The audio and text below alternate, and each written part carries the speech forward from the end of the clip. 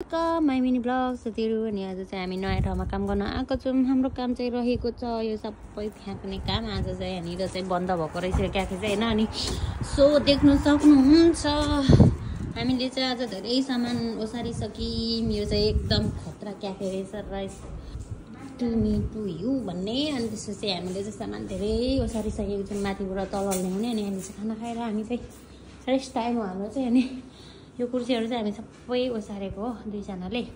अनि सो देख्न सक्नुहुन्छ खतरा क्याफे थिएछ क्या पहिला चाहिँ नि के भएर चलेन होला। अनि सो अनि यो पनि सामान हामीले नै ओसारेको माथिदेखि तल सबै यहाँ राखेको छौँ हामीले चाहिँ। अनि स्टोर गर्दैछौँ। अनि देख्न सक्नुहुन्छ यहाँ पनि रहेछ। यहाँ चाहिँ बुकहरू यसरी गर्दै कफी खाने ठाउँ। अनि यता चाहिँ टोइलेट छ। अनि हामी चाहिँ यसरी यो भर्याङ बाटो यस्तो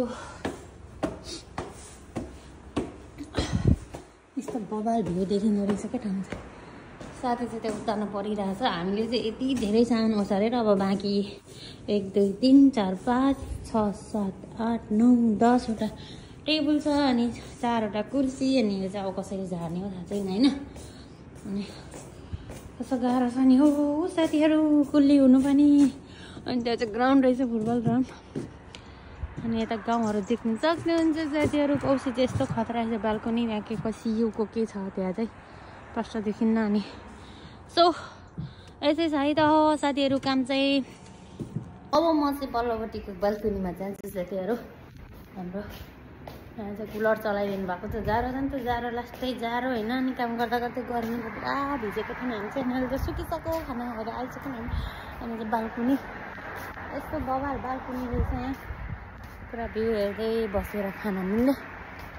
सो त्यही साथीहरू सिजन कम्पनीमा पर्दाखेरि चाहिँ जाडो महिनामा काम खासै नचल्दाखेरिको अवस्था चाहिँ यस्तो हुन्छ होइन। कहिले कुन कम्पनीमा काम गर्नु जानुपर्ने हुन्छ। योसँग चाहिँ आज यहाँ आएकोसँग चाहिँ हामी 4 ठाउँमा काम गरिसक्यौँ यो महिना। यो जाडो महिनाभरि चाहिँ हाम्रो यस्तै हुन्छ है। कहिले कता हुन्छ क्या। सो कम्पनीमा काम सकिँदै गएको हुन्छ नि त।